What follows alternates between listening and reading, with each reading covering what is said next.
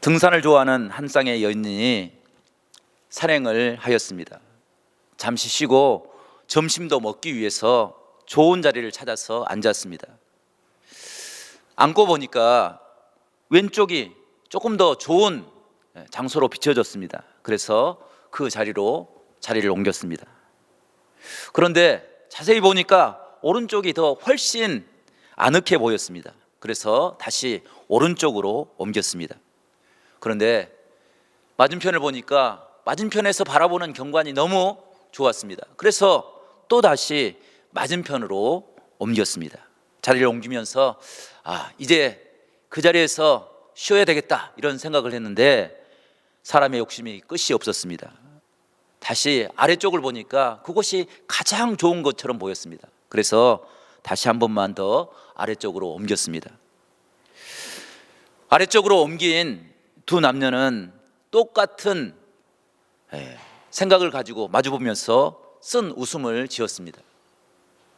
이 남녀가 쓴 웃음을 지은 이유가 무엇이었을까요? 무엇을 밟아서 쓴 웃음을 지었을까요?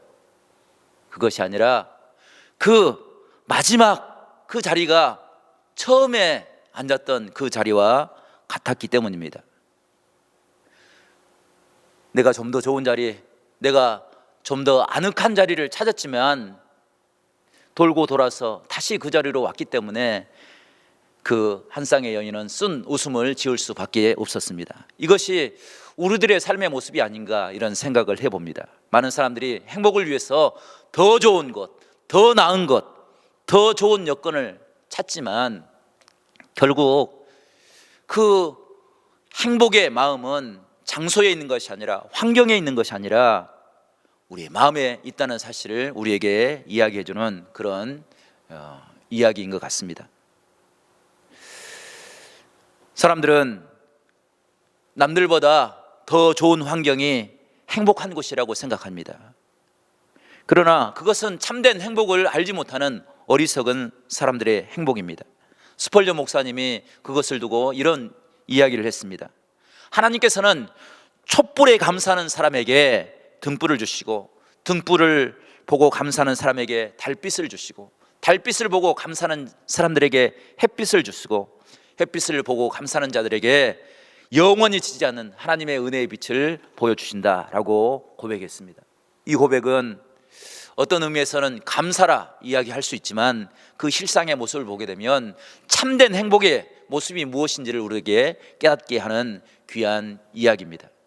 촛불을 가지고 그 촛불 때문에 불평하고 그 촛불 때문에 원망하는 삶이 아니라 촛불을 주신 하나님의 은혜를 깨닫고 그것에 감사할 때 더 큰 행복으로 우리의 심령이 채워진다는 그런 이야기입니다.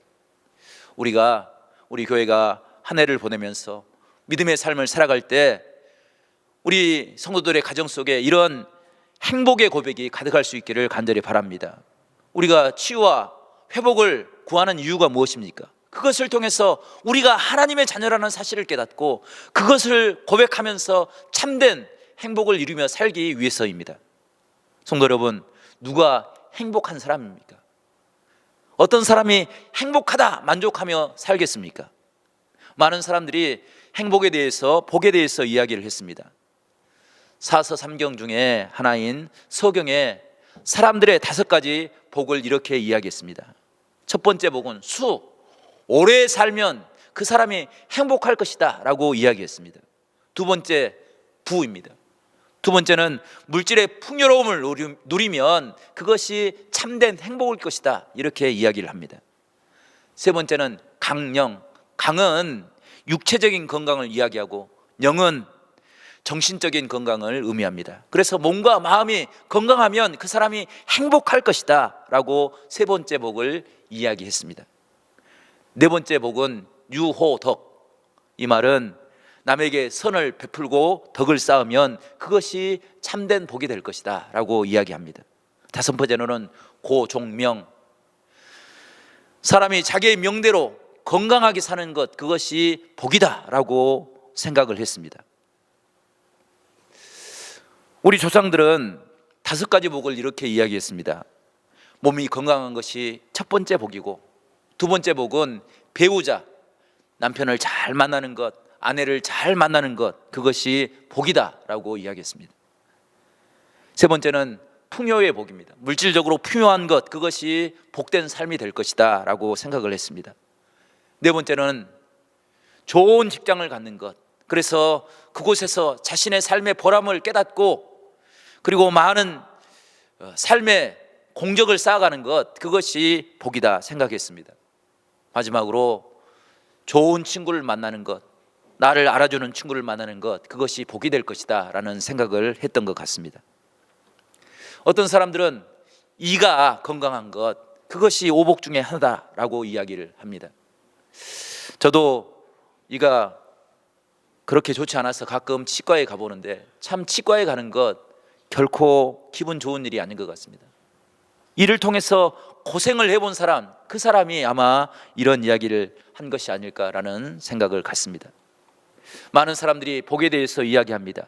이렇게 살면 행복할 것이다 라고 이야기합니다. 그런데 안타까운 것은 그들이 이야기하는 것, 그들이 말하는 공통점이 있는데 그것은 하나같이 외부에서, 밖에서 행복의 조건을 찾고 있다는 것입니다. 배우자를 잘 만나면, 친구를 잘 만나면, 물질을 많이 가지면 그것이 복이라고 생각하는 것입니다. 하지만 참된 복은 외부에서 있는 것이 아니라 우리 마음에서부터 나오는 것이라 성경은 이야기하고 있습니다. 오늘 시편 1편은 우리 믿음의 사람들이 깨닫고 고백한 복된 신앙의 모습을 우리에게 정리해 주고 있습니다. 성도 여러분, 우리 성도들, 하나님을 의지하는 사람들에게 참된 복은 무엇입니까? 참된 행복은 무엇이라고 고백하며 살아가는 것입니까? 우리가 그 은혜를 함께 나누면서 하나님의 뜻을 발견하기를 원합니다. 첫 번째로 우리 성도들이 가진 축복은 아무런 근거 없는 외부에서 오는 것이 아니라 우리 심령 깊이 자리 잡고 있는 뿌리를 가진 그 신앙의 모습이 행복한 복이라 이야기하고 있습니다. 오늘 말씀은 시편 1편은 대조적인 상황을 통해서 복 있는 사람과 복이 없는 사람, 그렇지 못한 사람에 대해서 이야기를 하고 있습니다. 그런데 그 표현이 아주 대조적인 상황인 것을 보게 됩니다. 그 표현 중에 하나가 시냇가에 심은 나무와 바람에 나는 겨에 대해서 이야기를 하고 있습니다. 성도 여러분, 시냇가에 심은 나무가 복된 것은 어떤 이유입니까? 바람에 나는 겨가 불행한 이유는 무엇입니까? 시냇가에 심은 나무와 바람에 나는 겨의 차이는 뿌리가 있느냐 없느냐, 거기에 차이가 있는 것입니다. 시냇가에 심은 나무가 행복한 것은 아무리 가뭄이 와도 그 뿌리가 깊이 내려서 물의 근원에 닿아서 어떤 가뭄이 와도 그 가뭄을 이겨낼 수 있는 그런 은혜가 있기에 그 나무는 행복한 것이라 이야기할 수 있습니다. 바람에 나는 겨는 작은 바람이 불어도 흔적도 없이 사라져버린 그런 불안정함과 불행한 모습을 보이기 때문에 뿌리 없는 겨는 불행한 모습이라 이야기하고 있는 것입니다. 그 모습을 1절과 2절에서는 신앙적인 차원에서 신앙적인 뿌리와 신앙적인 뿌리를 가진 시냇가에 심겨진 나무와 바람에 나는 겨의 모습을 비교적으로 우리에게 이야기하고 있습니다. 성도 여러분, 시냇가에 심겨진 나무는 어떤 의미를 가진 것입니까? 오늘 2절 말씀 보게 되면 오직 여호와의 법을 즐거워하며 그 율법을 주야로 묵상하는도다 라고 기록하고 있습니다. 우리 성도들의 뿌리는 하나님의 말씀입니다.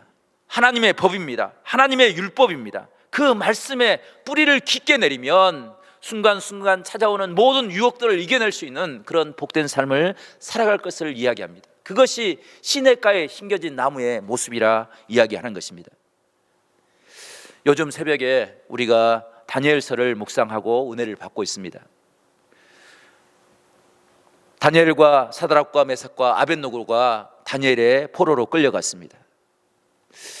그 모습을 한 주간 이렇게 묵상해 보면서 참 다니엘과 세 친구들이 뿌리가 없는 불행한 존재가 아닌가 이런 생각을 해 보았습니다. 그들은 궁중에서 공부하고 왕의 진미를 먹고 포도주를 마시고 남들이 보았을 때는 인정받는 그런 삶의 모습을 가지고 있었습니다. 그러나 그들의 삶의 면면을 살펴보면 그들은 결코 의지할 것이 없는, 누구도 그를 붙잡아 주지 않고 누구도 그를 붙들어 쓸 수 없는 그런 상황 가운데에 처해 있었습니다. 그래서 사방의 공격을 받아도 그들을 보호해줄 장박이 없었습니다. 신앙과 문화적인 차이로 인해서 절대절명의 위기를 맞이하게 됩니다. 느부갓네살 왕이 왕권을 유지하기 위해서, 강화하기 위해서 큰 신상을 세워놓습니다. 그리고 모두에게 절을 하게 됩니다. 사드락과 메삭과 아벳느고는 거기에 절할 수가 없었습니다. 왜냐하면 하나님의 말씀의 뿌리를 깊게 내리고 있었습니다. 그래서 그들은 풀무불에 던져지고 말았습니다. 다니엘은 하루에 3번씩 기도하였습니다. 그래서 사자굴에 던져지게 되었습니다.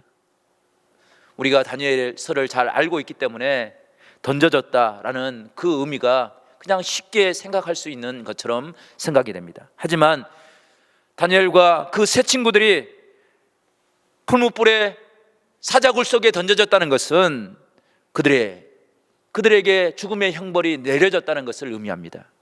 그들의 상황이 끝나버린 것입니다. 마치 뿌리를 잃어버린 나무처럼 그런 존재로 전락하고 말았다는 것입니다.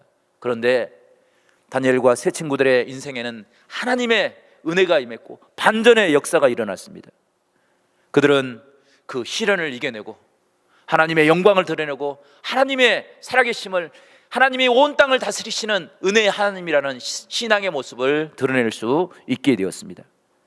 그것은 그들이 이리저리 흔들리는 것이 아니라 뜻을 세우고 그 하나님의 말씀 위에 뿌리를 내리게 되고 하나님의 은혜를 바라보았기에 하나님께서 그들을 지키시고 인도해 주셨다는 것입니다.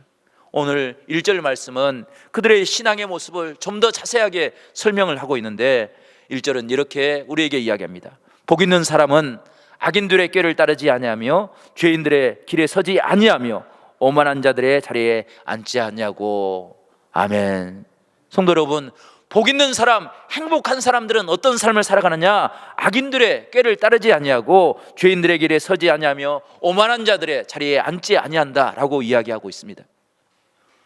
어떻게 할 때 이런 삶을 살 수 있습니까? 나무가 시냇가에 뿌리를 내리는 것처럼 깊은 신앙의 뿌리를 하나님의 말씀 위에 세우고 하나님의 말씀으로 무장할 때 이런 삶을 살아갈 수 있다는 것입니다. 세상을 살아가는 사람들을 바라보면서 유혹에 빠지기 쉬운 사람들의 공통점을 찾아보면 그들은 하나같이 자신들이 지켜야 될 분명한 것들을 깨닫지 못하고 살아갑니다. 자신들의 삶의 기준이 모호한 사람들을, 이 사람들은 쉽게 유혹에 빠지고 마는 것입니다. 하지만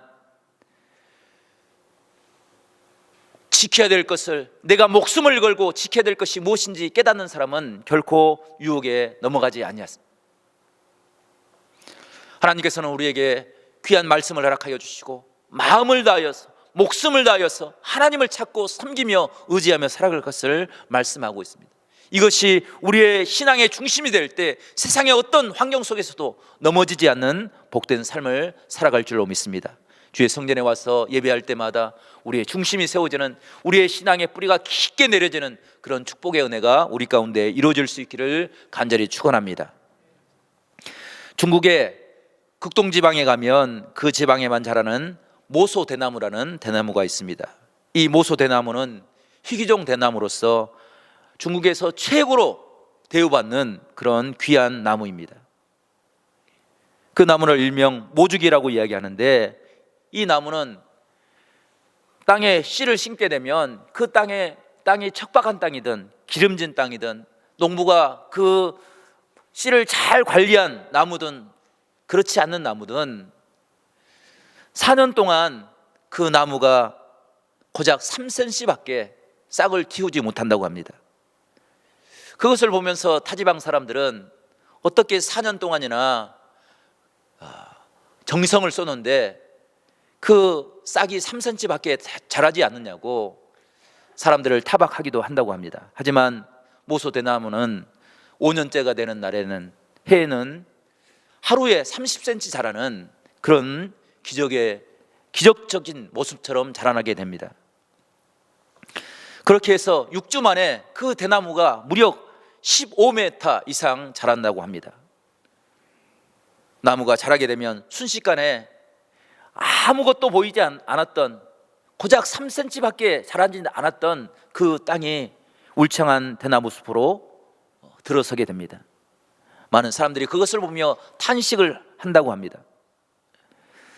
4년 동안 3cm 자랐지만 그것은 그 보이는 모습만으로 그것을 판단해서는 안 됩니다. 왜냐하면 4년 동안 그 나무는 깊이 뿌리를 내리고 성장을 하고 있습니다. 위로 성장이 아니라 아래로 흔들리지 않는, 기초를 닦고 큰 나무로 성장할 수 있는 그런 일들을 준비하고 있습니다. 그리고 5년이 지나면 6주 만에 그렇게 큰 대나무로 자라날 수 있게 된다는 것입니다. 우리의 삶을 돌이켜보면 또 오늘 시편 1편에서 이야기하는 우리 성도들의 신앙의 행복의 모습이 바로 모소대나무와 같다라는 생각을 갖게 됩니다. 성도 여러분, 우리가 세상을 살아갈 때 하나님의 말씀을 지켜 나가려고 노력할 때 때로는 생각지 못한 어려움들을 만나게 됩니다. 열매가 보이지 않고 성과가 보이지 않는 그런 삶을 살아갈 때가 있습니다. 하지만 그것은 하나님의 축복을 준비하기 위한, 하나님께서 허락하신 그 은혜를 누리기 위한 준비의 시간인 줄로 믿습니다.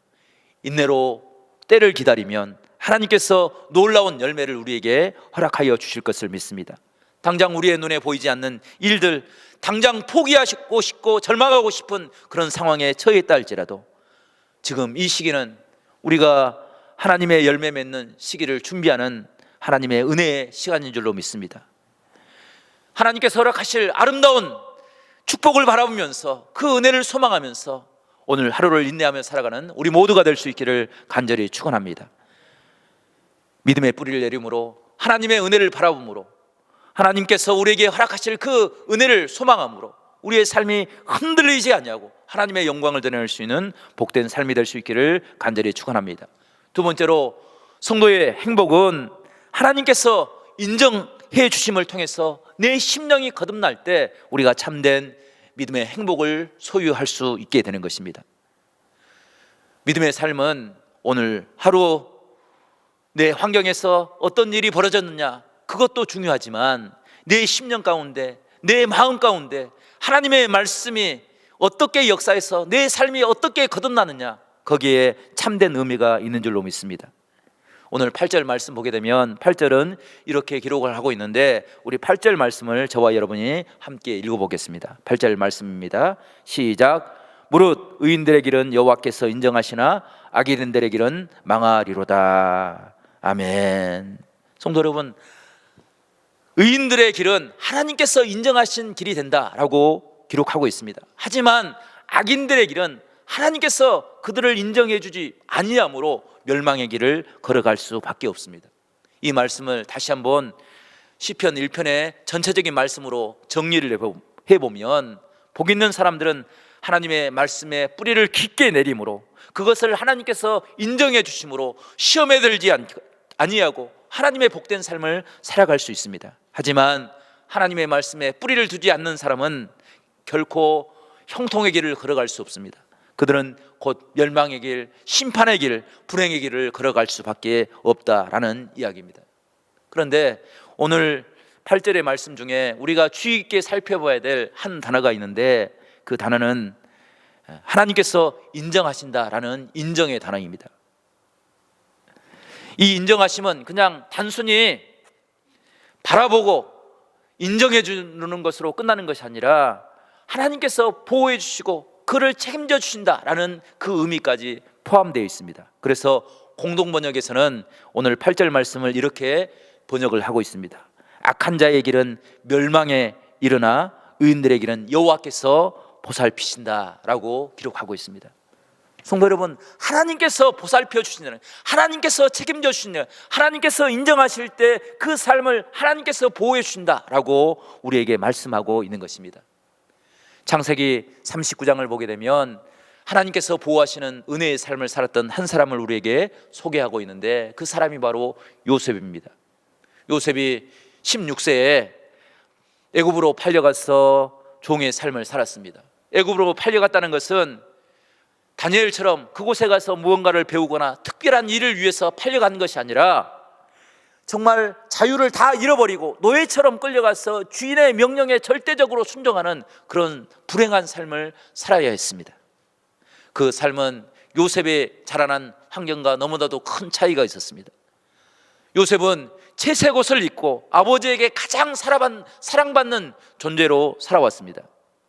그런데 그가 이제는 종이 되었습니다. 아무도 의지할 사람이 없게 되었습니다. 그런데 하나님께서는 요셉의 삶을 한마디로 이렇게 이야기합니다. 그의 삶이 형통하였더라. 창세기 39장 3절 말씀 보게 되면 이렇게 기록합니다.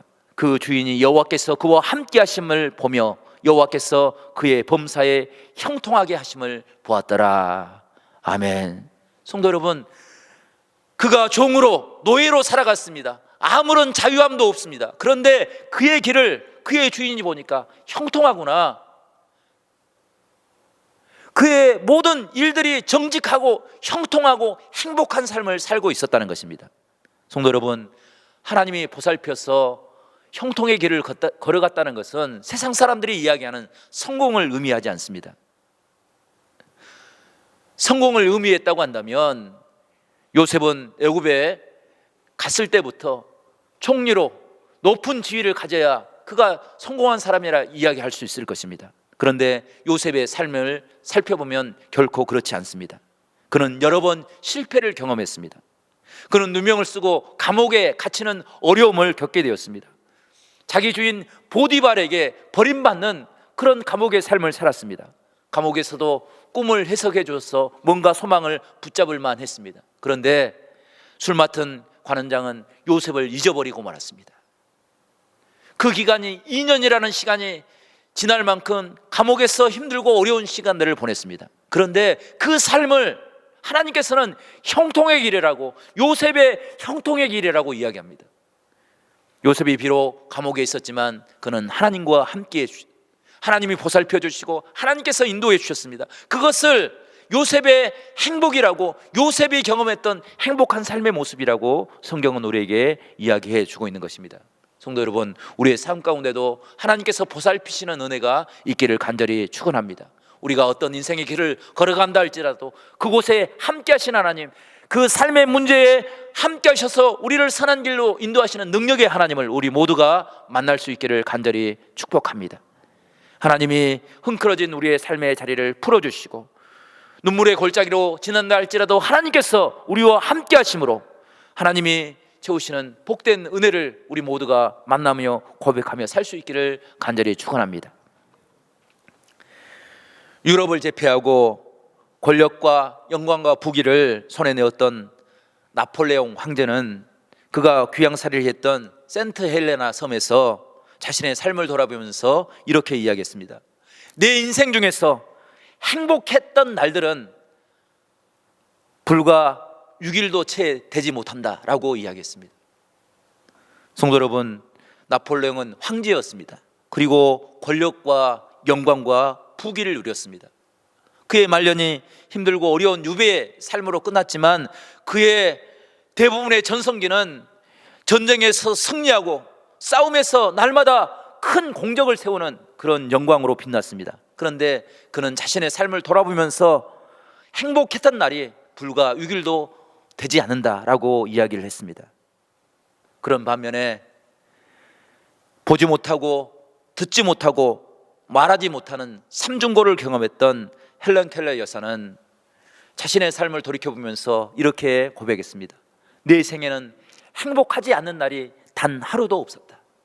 모든 날이 다 행복했다라고 이야기를 한 것입니다.